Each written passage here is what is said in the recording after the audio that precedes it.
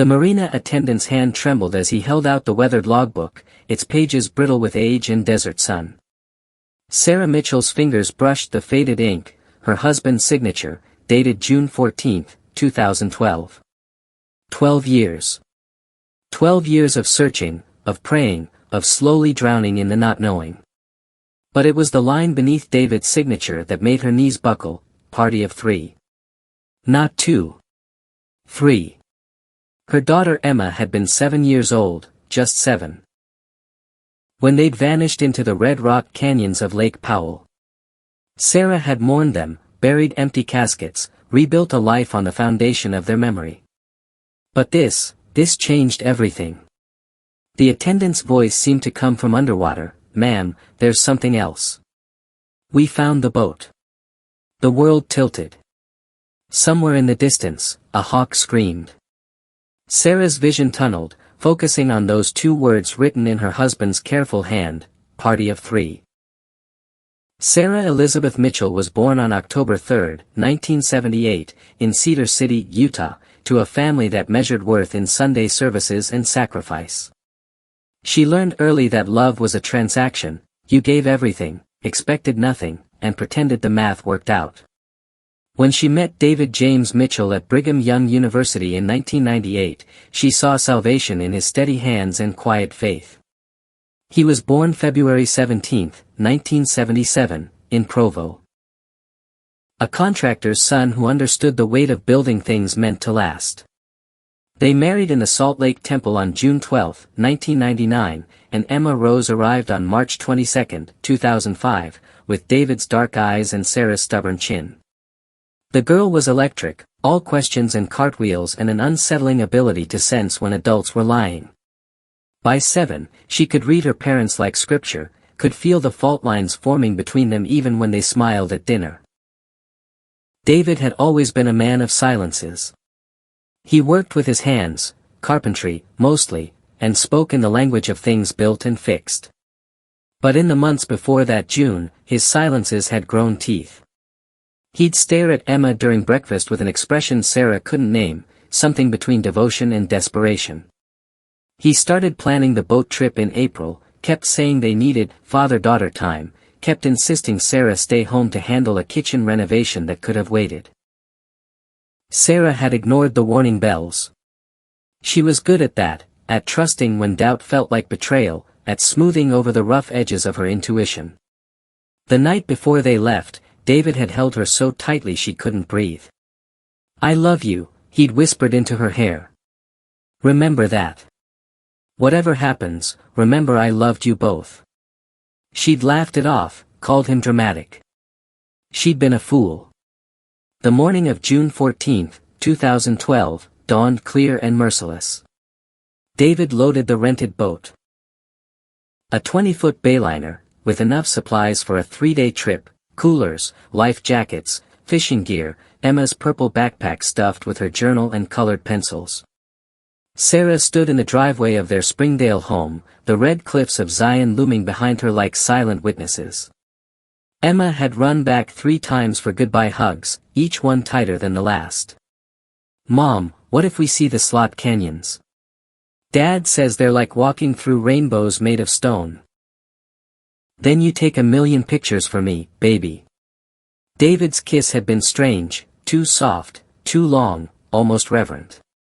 His eyes held something she'd spent 12 years trying to decode. Then they were gone, dust rising behind the truck as it disappeared toward Lake Powell, 3 hours north. Sarah went inside and started tearing out kitchen cabinets. She didn't call that night when they didn't check in. Didn't worry the next day when her texts went unanswered. David had always been bad with phones in the backcountry. It wasn't until the afternoon of June 16, when the marina called to say their boat hadn't returned, that the world stopped making sense. Lake Powell was a monument to human audacity, 186 miles of drowned canyons, a reservoir born from the damming of the Colorado River in 1963. Its waters hid entire ecosystems, ghost towns, Native American ruins, and secrets that the desert wanted to keep. The lake's beauty was brutal and indifferent, its depths dropping to over 500 feet in places, its maze of side canyons perfect for losing yourself, or being lost. David had grown up on these waters. His father, James Mitchell, had been a park ranger before lung cancer claimed him in 2003. The old man had taught David to read the lake's moods, to respect its sudden storms and hidden currents. David knew every inlet, every hazard, every place where the drowned canyon walls narrowed to claustrophobic slots. He'd taken Sarah there once, early in their marriage, and she'd hated it, the way the water's surface reflected nothing but sky, creating an illusion of floating in space, untethered from Earth. But there were things about David that Sarah had never known. The panic attacks that started after his father's death, waking him at 3 a.m. with chest pains and the certainty he was dying. The depression that carved him hollow in the winters, made him question the point of building anything when time would only tear it down. He'd hidden it well, the way Mormon men often did, carrying suffering like a sacred duty, turning pain inward rather than troubling others with it. He'd seen doctors without telling Sarah. The psychiatrist's notes, which she'd find years later in a storage unit, would paint a picture of a man battling intrusive thoughts, catastrophic thinking, a terror of inadequacy so profound it poisoned every achievement. The medications helped, until they didn't. He'd stopped taking them in March 2012, convinced they were numbing him, stealing the sharp edges of his love for Emma. He wanted to feel everything again, he'd told his doctor. He wanted to be fully present for his daughter. Emma had been David's redemption project. In her, he saw his chance to break the cycle of silent suffering, to raise a child unafraid of the dark valleys his mind sometimes wandered. He taught her to climb, to read topographic maps, to find north by the stars. But Sarah had noticed something shifting in those final months, the way David watched Emma like she was already a memory, photographing her obsessively, recording her voice reading picture books. Once, Sarah had found him crying in Emma's room, holding one of her stuffed animals. "I just want her to always know she was loved," he'd said. Sarah had chalked it up to sentimentality. The search and rescue operation had been textbook but futile. Rangers scoured 2,000 miles of shoreline. Helicopters swept the canyons. Divers checked the known hazard zones. The boat's last confirmed sighting was at Dangling Rope Marina on the morning of June 15, where David had refueled and bought Emma a cherry popsicle. The teenager working the register remembered them clearly. The dad seemed off, like really intense, but the little girl was happy. She kept talking about finding fossils. After that, nothing. The boat vanished into the lake's labyrinth as if the desert had swallowed it whole. By June 25, the official search was suspended. The lake kept its secrets. Sarah's life became a waiting room. She called it hope, her therapist called it denial. She attended grief support groups but couldn't say the words, "My husband and daughter are dead." Because they weren't. They were just, gone. Different somehow. She kept Emma's room exactly as it was. Kept David's tools in the garage. Built a shrine of absence and called it faith. The years hardened her. She took over David's contracting business, proved herself in a world of men who underestimated her.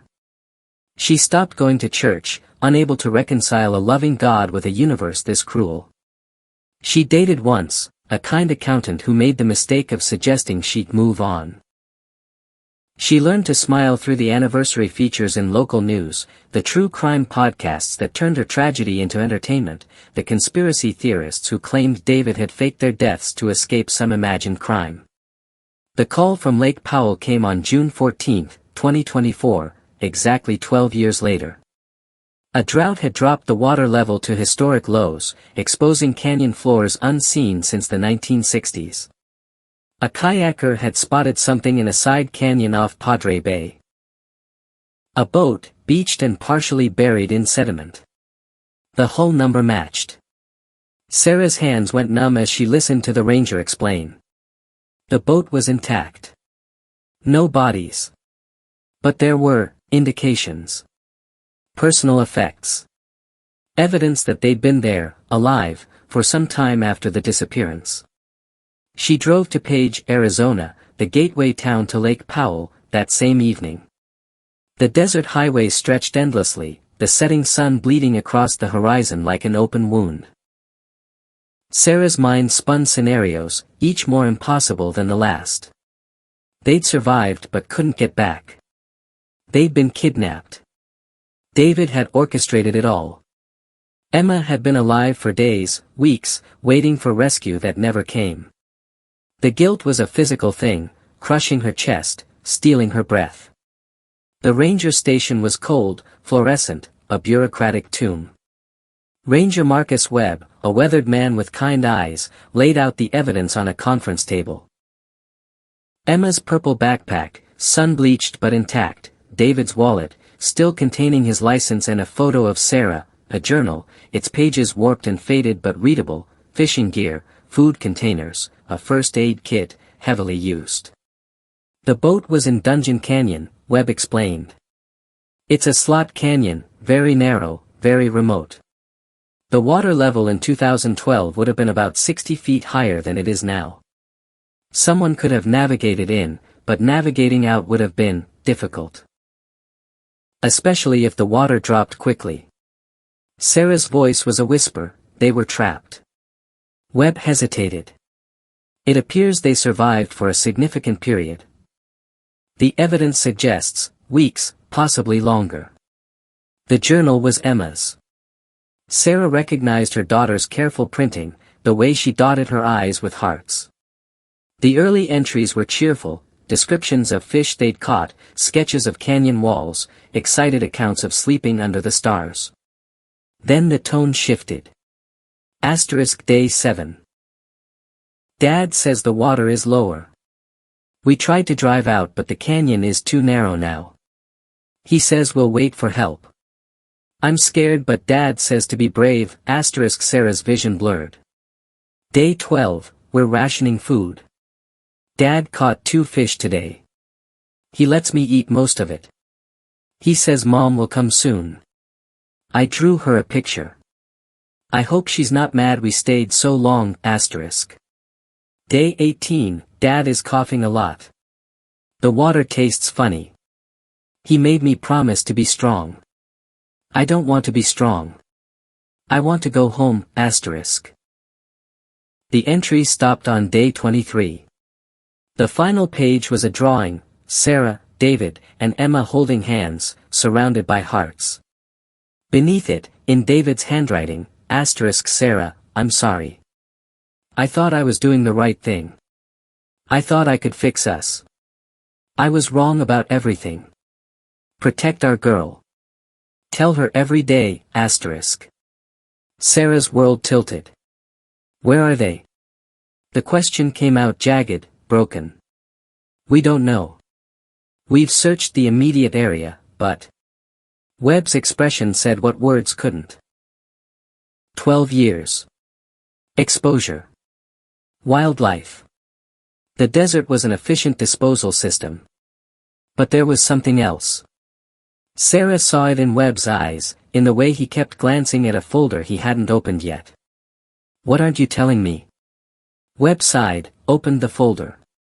Inside was a photograph, taken by a hiker in July 2012, 3 weeks after the disappearance. It showed a distant canyon wall with what appeared to be an SOS spelled out in white stones. The location. Approximately 2 miles from where the boat was found. The photograph had been submitted to the Park Service years ago but lost in bureaucratic shuffle. It had only resurfaced during the renewed search. They tried to signal for help, Sarah said, her voice hollow. It appears so. Webb paused. There's more. A cave system branches off from Dungeon Canyon. We've identified at least 3 accessible caves near the boat's location. We're organizing a specialized search team to explore them, but it will take time. The area is extremely dangerous, unstable rock, flash flood risk, rattlesnakes. Sarah didn't wait for the specialized team. At dawn, she hired Jake Redhorse, a Navajo guide known for navigating the lake's most treacherous reaches. He asked no questions, just studied her grief-carved face and nodded. They took his shallow draft boat into Dungeon Canyon, the walls rising around them like a cathedral built by a vengeful god. The water was the color of rust, thick with sediment.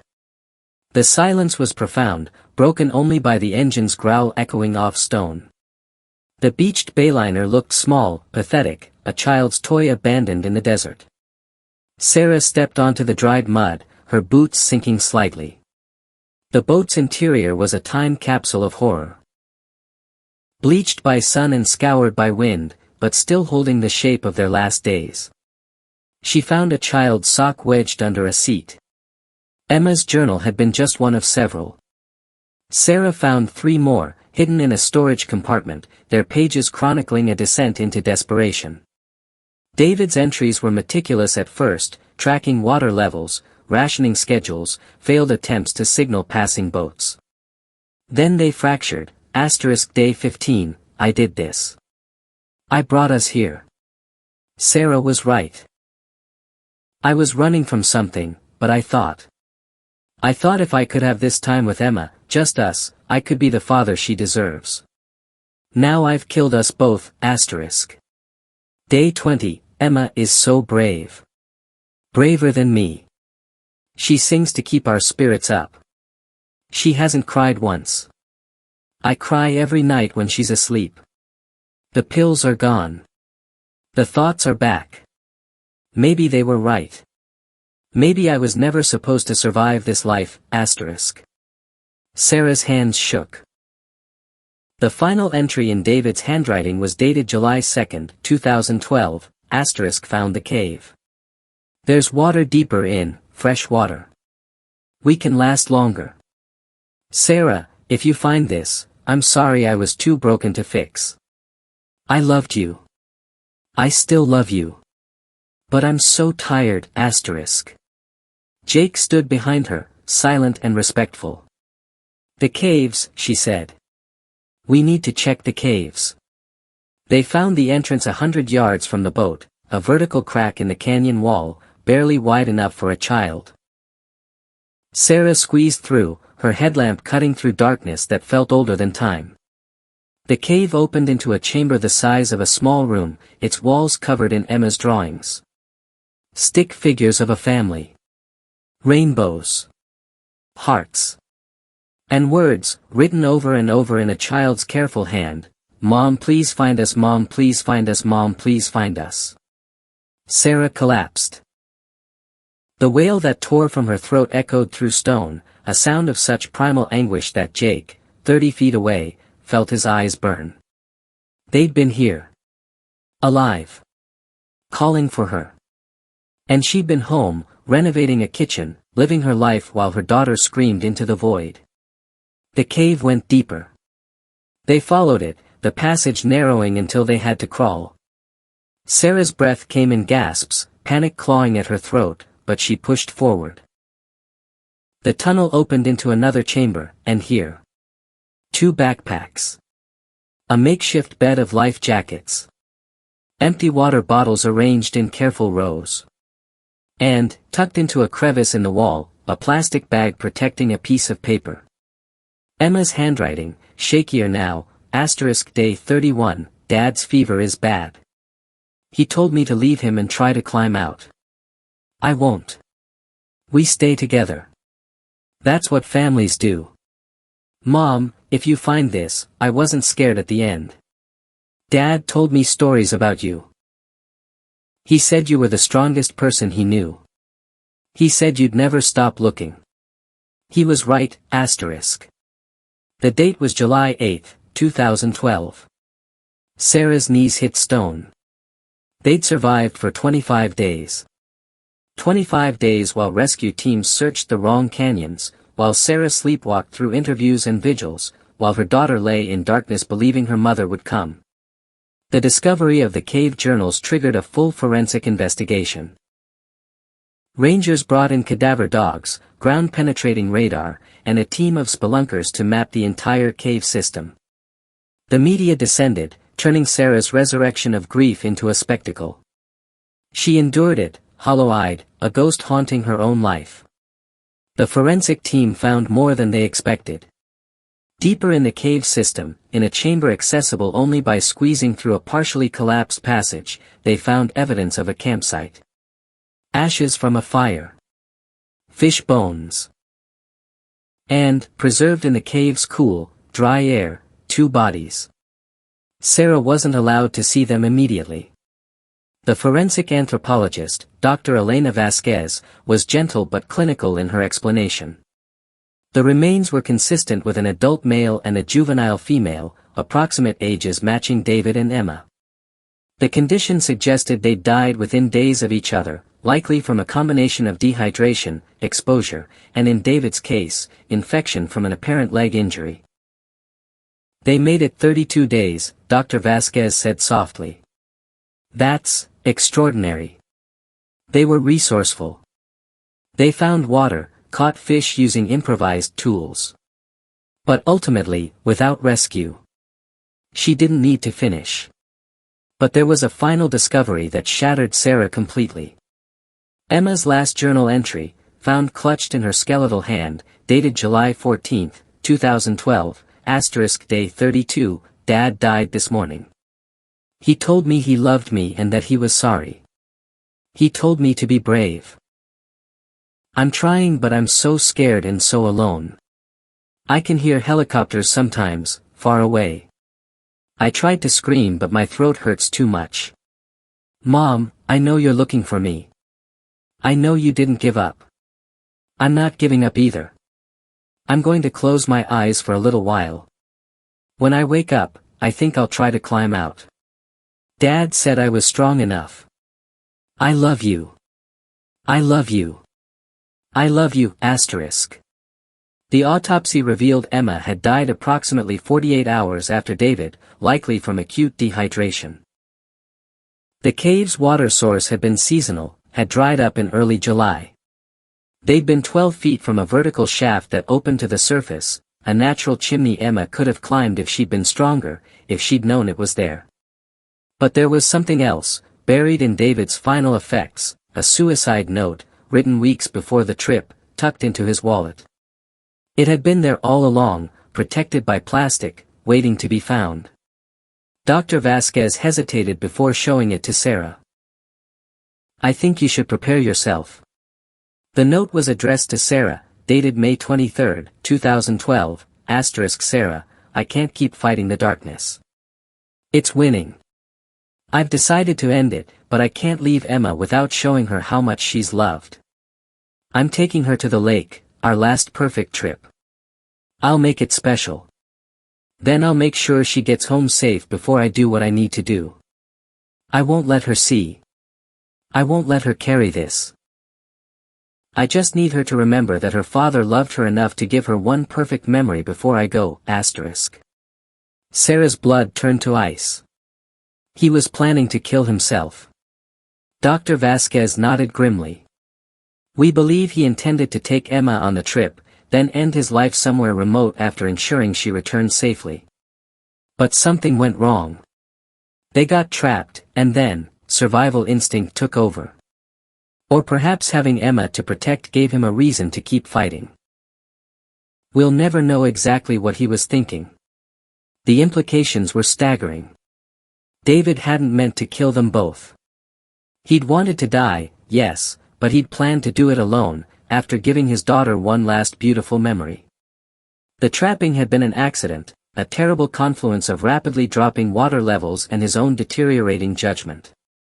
In the end, his mental illness hadn't killed them. The lake had. But his illness had put them in the lake's path.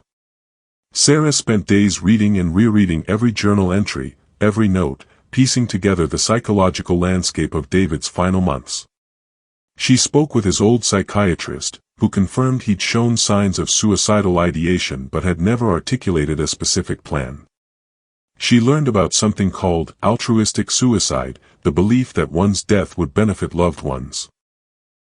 David had convinced himself that Sarah and Emma would be better off without him, that his brokenness was a burden they shouldn't have to carry.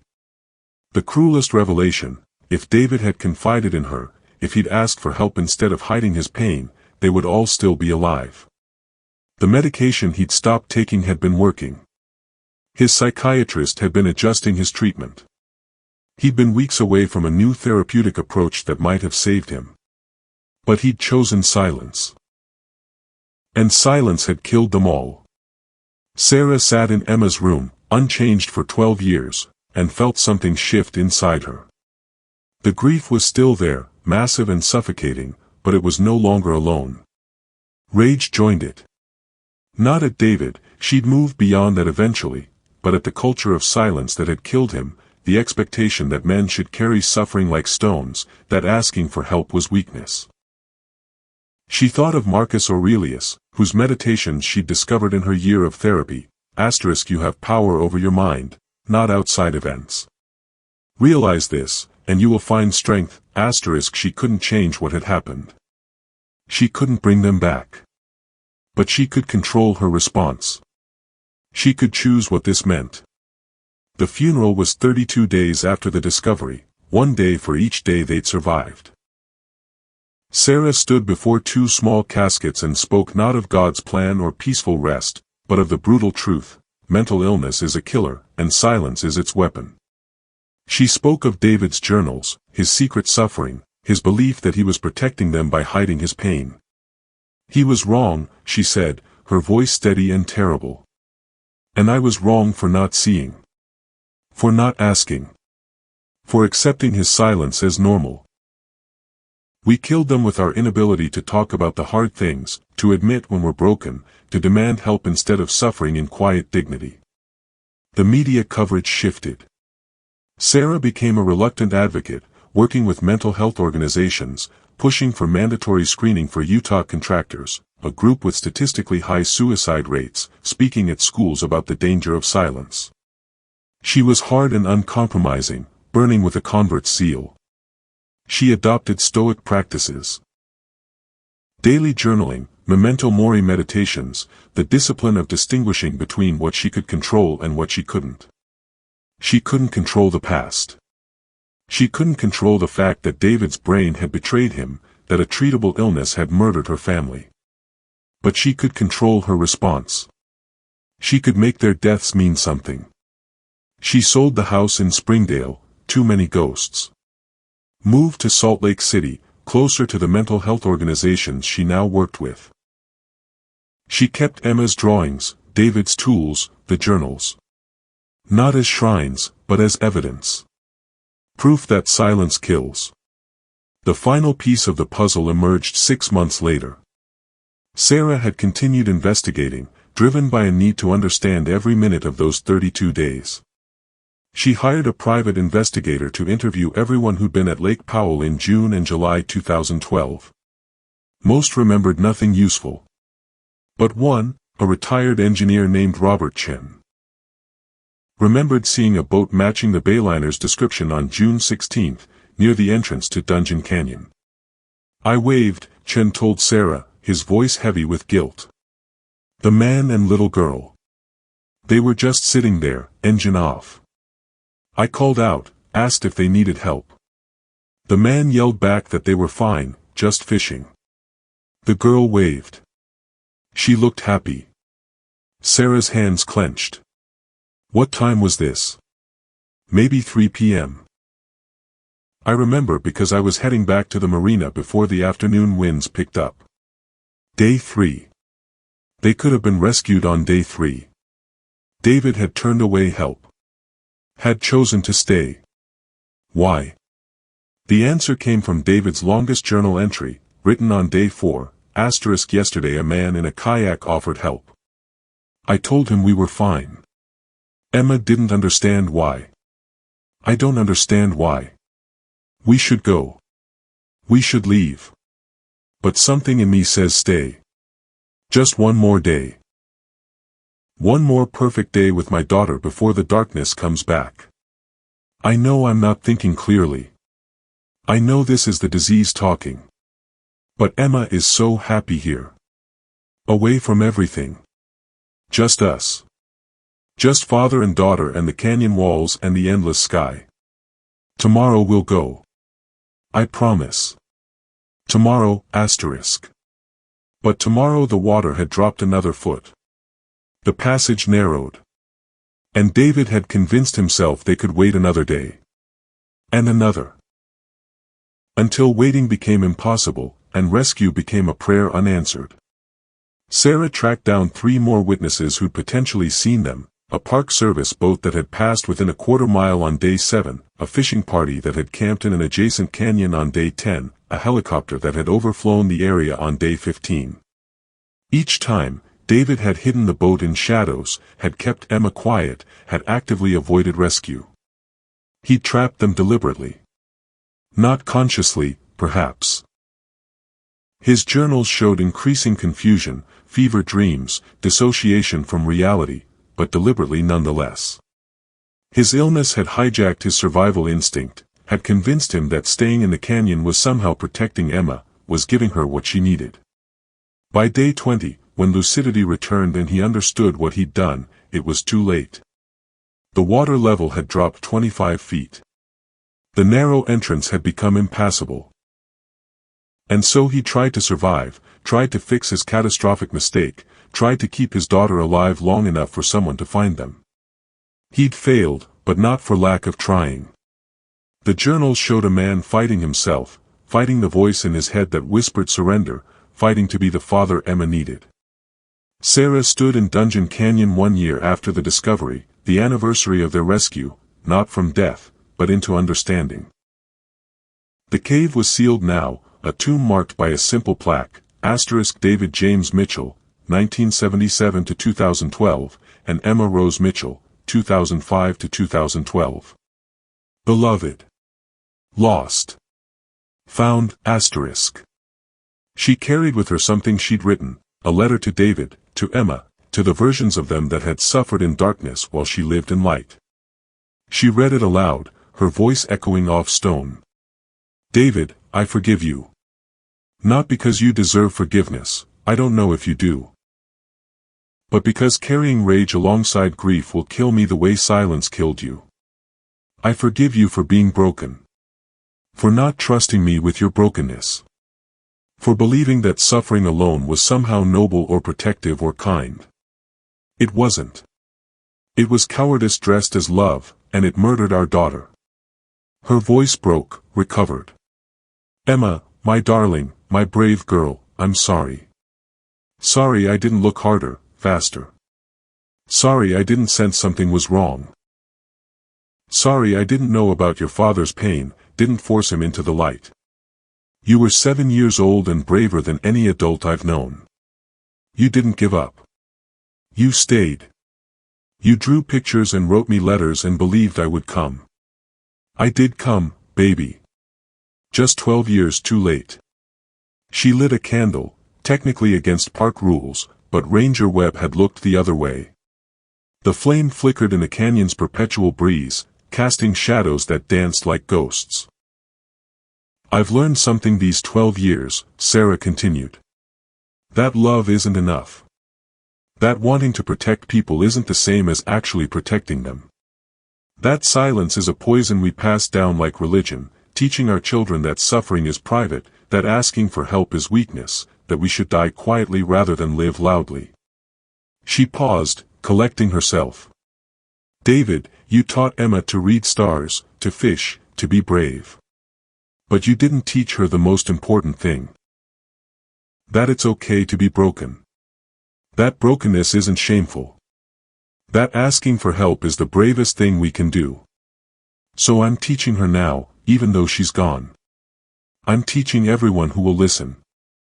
Sarah placed the letter in a waterproof container, sealed it, tucked it into a crevice near the cave entrance, a message for future explorers, for anyone who might stumble into this cathedral of grief and need to understand what happened here. You're both free now, she whispered. Free of the canyon. Free of the silence. Free of the shame that killed you. Rest. I'll carry the rest. I'll make enough noise for all of us. She left the candle burning, a small light against massive darkness, and walked out of Dungeon Canyon for the last time. The Sarah Mitchell Foundation launched 8 months later, focused on suicide prevention in rural communities and male-dominated industries. Sarah partnered with climbing gyms, rafting companies, construction unions. Places where men gathered and stayed silent. She trained peer counselors, lobbied for mandatory mental health screening, created anonymous hotlines staffed by people who understood the culture of stoic suffering. The backlash was predictable. She was accused of exploiting her daughter's death, of politicizing tragedy, of attacking traditional masculinity. She absorbed it, unmoved. "Call me whatever you want," she told one particularly hostile radio host. "My daughter died because her father couldn't admit he was drowning. If my work saves one person from that fate, I'll happily be your villain." The legal aftermath was messy. David's estate had to be settled, life insurance policies fought over, suicide clauses versus accidental death, lawsuits filed and dismissed. Lake Powell Marina faced questions about their check-in procedures. The Park Service reviewed their search protocols. But in the end, no one was criminally liable. David's mental illness wasn't a crime. The lake's indifference wasn't negligence. Sometimes tragedy is just tragedy, not the result of actionable fault. Sarah kept working. She returned to contracting, hired mostly women and veterans, people who understood trauma, who could spot the signs of someone drowning in plain sight. She created job sites where "I'm struggling" was met with help, not judgment. Where taking a mental health day was as acceptable as calling in sick with the flu. She dated again, eventually. A therapist named Michael who'd lost his son to suicide and understood that grief doesn't heal, it just becomes something you learn to carry. They didn't marry, she tried that once, had built a life on optimism and trust, and the lake had swallowed it whole. But they built something else, a partnership of broken people choosing, daily, to stay alive and make that choice mean something. Emma's room became a shrine after all, but a living one. Sarah opened it to families dealing with child loss, created a space where grieving parents could sit among toys and drawings and remember that their children had been real, had mattered. She kept Emma's journals on display, wanted other 7-year-olds to read them and understand that bravery isn't the absence of fear, it's the refusal to let fear make you small. The nightmares never stopped. Sarah still saw Emma's skeletal hand clutching that final journal, still heard David's voice echoing through stone, still woke gasping with the certainty that if she'd just been faster, smarter, more insistent on accompanying them, they'd all still be alive. Her therapist taught her to breathe through it, to name the thoughts without believing them, to understand that survivor's guilt is a life sentence. On quiet evenings, Sarah returns to Marcus Aurelius. "Death smiles at us all, but all a man can do is smile back." She's made peace with the fact that she'll never fully understand David's mind in those final months, never knowing if love or illness was driving him when he waved away the kayaker on day 3. Maybe both. Maybe the distinction doesn't matter. What matters, Emma survived 32 days because her father fought his own brain chemistry to keep her alive. That has to mean something. David's final act wasn't the suicide he'd planned. It was the desperate, failed, but genuine attempt to save his daughter once he understood his mistake. He died trying. That has to count for something. Sarah has become someone she wouldn't recognize from 2012, harder, more cynical, allergic to platitudes about God's plan or everything happening for a reason. But also more present, more honest, more willing to sit with discomfort. She tells people she loves them because she knows how quickly the last words become epitaphs. She asks, "Are you okay?" and waits for real answers. She's become the person she needed David to be. The canyon still haunts her, not as a place of death, but as a metaphor. We all navigate narrow passages, she thinks. We all get trapped by our own choices, watch the water level drop while we convince ourselves tomorrow we'll escape. The difference is whether we do it alone, in silence, or whether we call out for help while calling out still matters. She's written a book, *32 Days. A memoir of love, loss, and the silence that kills Star. It's brutal and unsentimental, the story of David's suicide note and Emma's drawings and the terrible arithmetic of dehydration. It sold well, helped people. But Sarah doesn't read the reviews. She wrote it for one reader, the next David Mitchell, the next person standing on the edge, convinced their family would be better off without them. The message is simple: you're wrong. You're sick, and sick people can't trust their own thoughts, and you need to stay alive long enough for treatment to work. Your child doesn't need one perfect last memory, she needs you, broken and medicated and struggling, but alive. Being alive is enough. Sarah Mitchell's story asks us to confront uncomfortable truths about the cost of silence and the way we teach people, especially men, to suffer. What do we lose when we valorize quiet strength over vulnerable honesty? How many David Mitchells are out there right now, planning one last perfect trip before they vanish? If you or someone you love is struggling with suicidal thoughts, the National Suicide Prevention Lifeline is 988. Depression is a liar. Your brain is lying to you. Your people need you, broken and messy and struggling, but alive. Always alive. What would you have done in Sarah's position? Continued searching, or accepted they were gone? How do we build a world where David could have said, "I'm drowning," and been met with help instead of judgment? Leave your thoughts below. Subscribe if you believe stories like these matter. Share this if you think someone needs to hear that survival isn't optional, it's the whole damn point. Remember, Emma drew pictures of her family while dying in a cave because she believed love was stronger than darkness. Prove her right. Stay. Fight. Make noise.